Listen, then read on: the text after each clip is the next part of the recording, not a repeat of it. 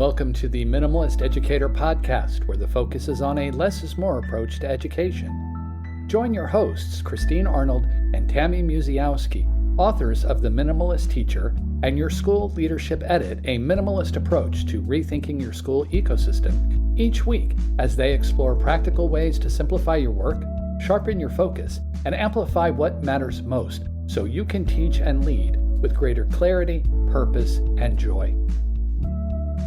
On this week's episode of the podcast, we're joined by Casey Watts. Casey leads us through a great conversation about clarity in school leadership, and her Pare Down pointer is all about asking people about their focus and their goals.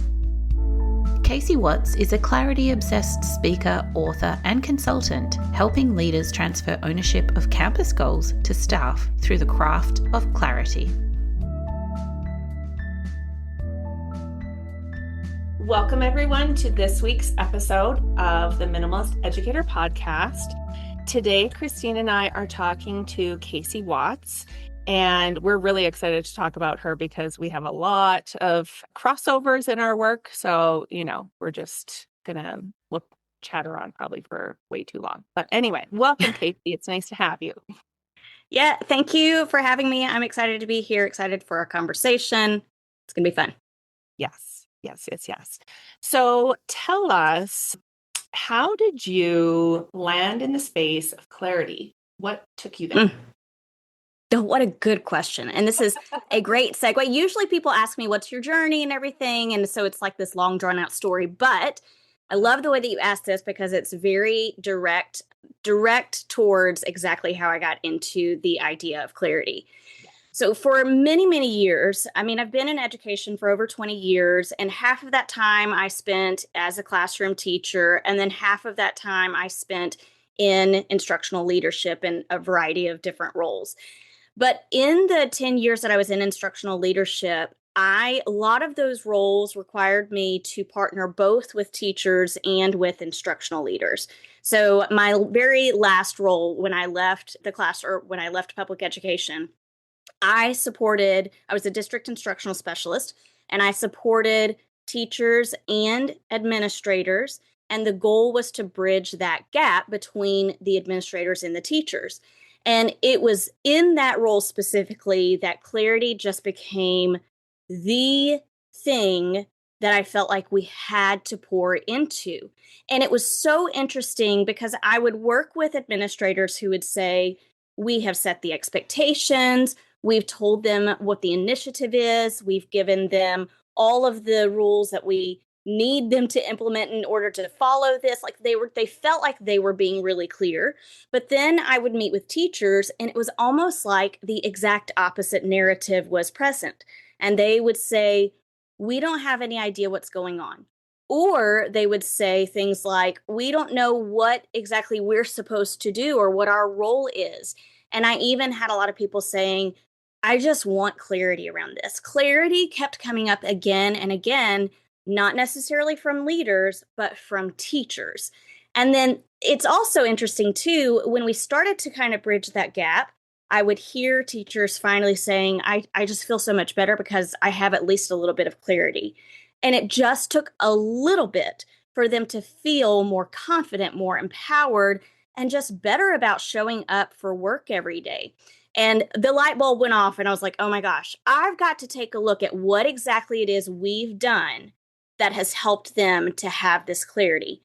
And that's when I started kind of analyzing what our process was, and that transitioned or turned into the Clarity Cycle framework. And then after I developed the Clarity Cycle framework, I wondered, what could this look like on other campuses? And so it just evolved into, I've been doing consulting on the side for many years. But, as you grow and change yourself, what you focus on grows and changes. So while in the beginning, I was consulting and focusing on like reading and literacy, it transitioned to leadership because that's what my role and passion was.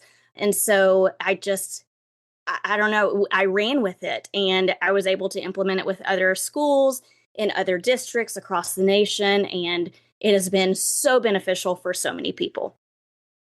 That's amazing that you were able to really sort of focus in on one area that was so impactful for everybody. You mentioned there about the misunderstanding of expectations between different groups, the leadership and the teachers. But if we don't have that clarity in schools, what is the cost? What goes wrong? What does it look like when that clarity isn't present? I write about this in my book, and you can see it in lots of different ways. So you can see it in that when you go from one classroom to another, it almost feels as though you're in a different, like on a different campus altogether.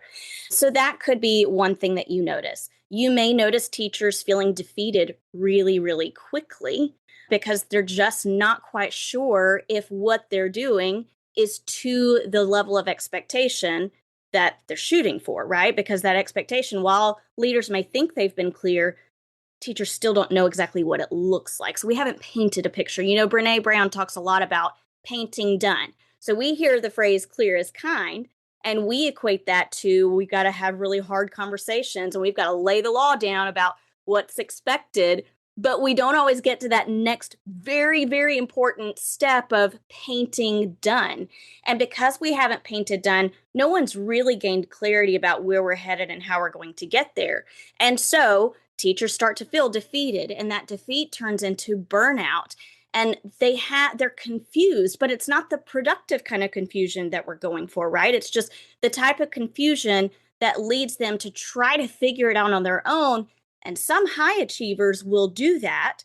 But then if you are dealing with people who are not necessarily high achievers, they're going to resort back to the way things have always been done, which we as leaders consider resistance. It's not necessarily resistance. It's just, I'm not clear about how I'm supposed to get where you're asking me to go. That is so enlightening to really think about. The resistance might not actually be resistance because it's just unclear of the direction. I have so many thoughts and questions. I'm like, where do I go? Okay, so thinking about then, we need to have clear understanding for educators to move in the direction that we'd all like to go. This is kind of a forward question, we might go back, but anyway. Yeah. What has been the impact then when that moment or like that kind of period of clarity happens and then teachers go into their classroom and they're operating from that place of a clearer vision? How has that impacted classrooms and what has that looked? Man, what a when you did that. Such a good question.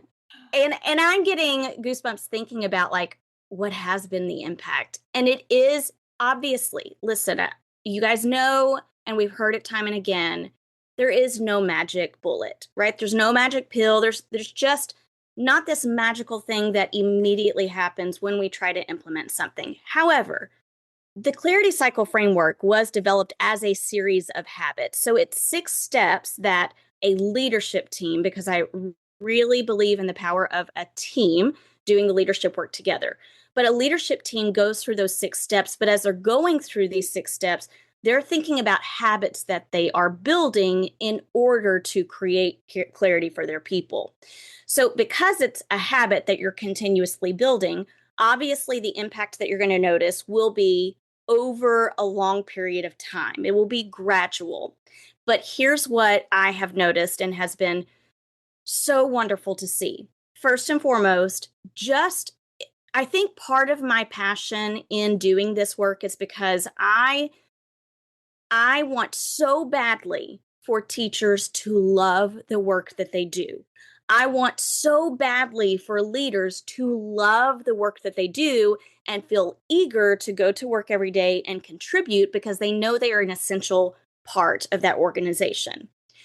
And that's probably the most impactful thing for me as someone who takes people through the Clarity Cycle framework is you get to see how you can see someone's presence, their load lightens, right? Their shoulders kind of raise a little bit, their head raises, and they go into classrooms eagerly versus someone who's not quite clear about the expectations, but they're forging ahead and they're doing what feels like grunt work day in and day out. So I would say first and foremost, the individual, you can tell a difference in the individuals in classrooms across your campus. But the other thing that I feel like creating clarity has such an impact on is the collaboration in teams and across the campus as a whole. Because our people have clarity around where we're headed and how we're going to get there, they can better commit. We hear about buy-in all the time. Well, if you have clarity, you actually can commit to something. And I talk about this in the book. Like, we hear a lot about collective efficacy too. And I think about collective efficacy is the idea that we believe we can do this together, even when things get tricky, even when there are bumps in the road, even when things happen that didn't go the way we planned, we're going to commit to the bigger purpose regardless. And we're going to lean into our people to help us to do that. So the collaboration or the authenticity behind the collaboration improves dramatically when people have clarity. Yeah, absolutely. It makes so much sense when you say it like that. It just seems like, yeah, of course, absolutely. So you mentioned earlier on about the thought around being clear is, I have to have difficult conversations. I feel like another one that I've seen is clarity equals more information, and it ends up just being a little bit overload of information. So how do we find the balance? And probably we need a little bit of hard conversations and a little bit more information, but how do we find the right balance to get that clarity? Yeah. And the hard conversations are not going to go away. If you are in a strong community of professional learners, we should be having hard conversations. And I want to shift our narrative around that a little bit. We talk a lot about difficult conversations, hard conversations, but really, in a sense, we could just think about them as productive conversations. Like, I need to have a productive conversation with so-and-so because there are some things that are unsettled we need to get past in order for us to move forward together. But, if we can have the hard conversations and we also can paint done, we've talked already about painting done, then we don't have to necessarily overload people with information. And you're right. We have this idea that communicate. Well, I'm going to give more information. More information doesn't mean that it's clear information, and I think that's sometimes where leaders think I've told them the expectations time and time again. Well, how exactly have you told them the expectations? What did that look like and sound like? And more importantly, how did they perceive those expectations? Or how did they perceive this goal that you've set?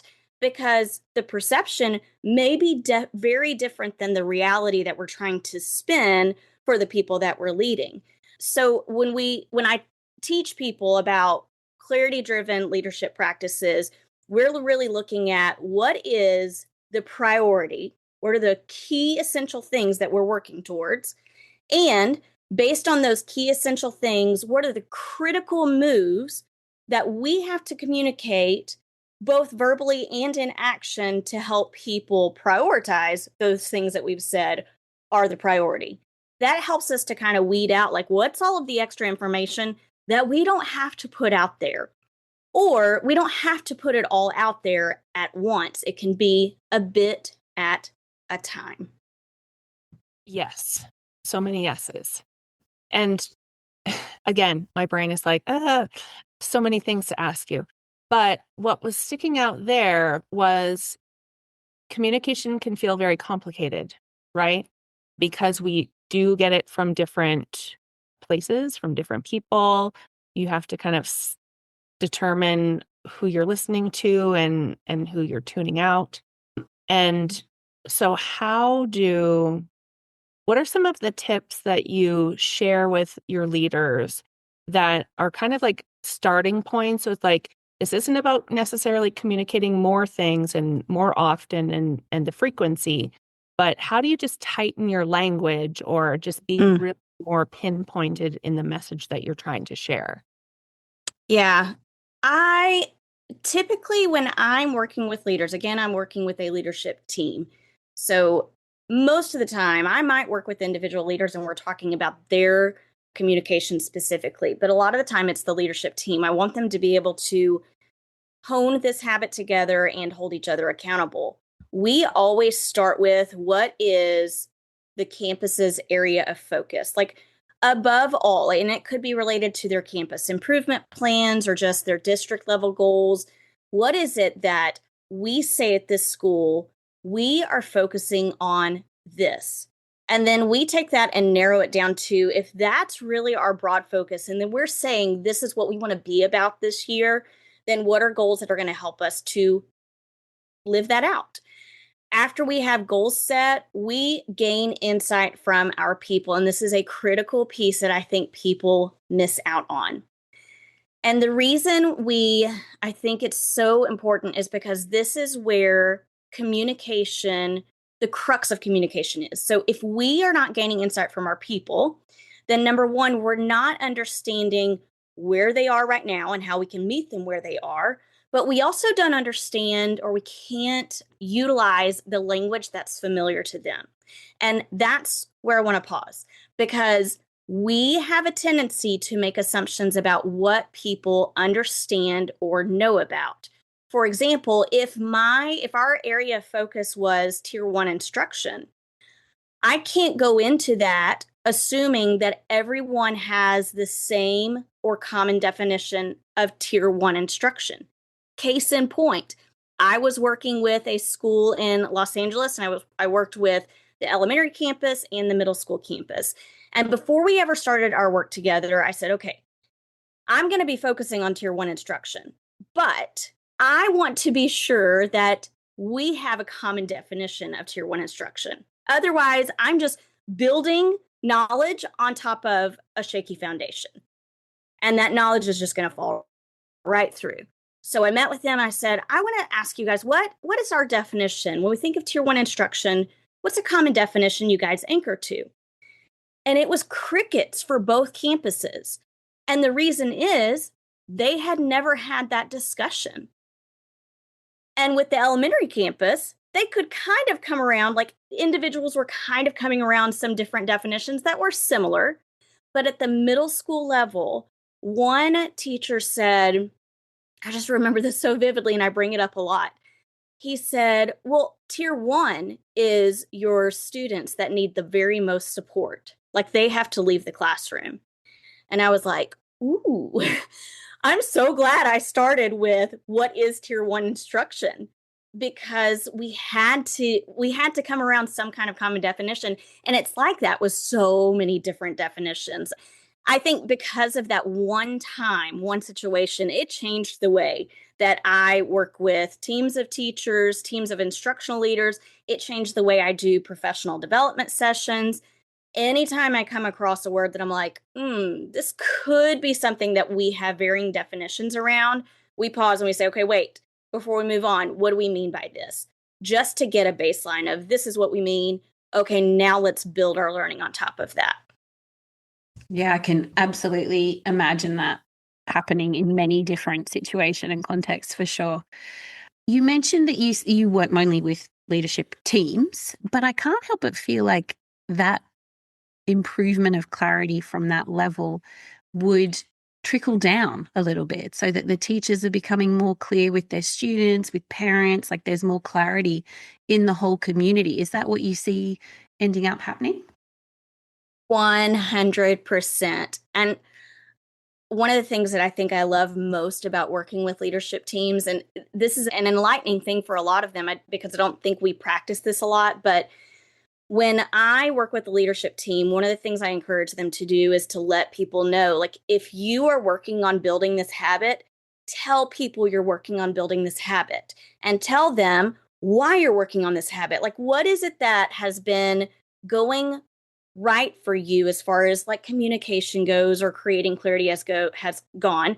And what are things that are not working for you? And you know they're not working because of the insight that you've gained from teachers. Then you can have those very frank and vulnerable conversations and say, listen, one of the things that I know I've struggled with over the last year or so is this. Here's a habit I'm trying to build in order to rectify that so I can be a little more clear with you guys and you feel more confident. So as I'm practicing this, you might notice me trying XYZ, whatever the strategy or skill might be. If they know you are practicing that, guess what? They are watching how you're practicing that. And when they notice that it's effective, they're going to turn around and implement it themselves. I can't tell you the number of times that when I was working as a district instructional specialist, I worked with teams all the time. It was the bulk of my work, and I love working with teams so much. But it was so encouraging. And I don't want, it's not a pat on my back. It's not me being cocky or anything.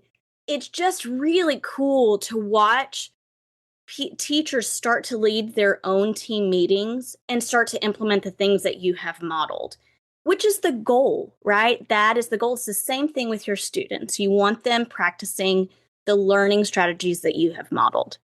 Yeah, I just had that similar conversation with a teacher yesterday about when your students start using the language that you use, it's just like, yes, you're there, like you're there with me.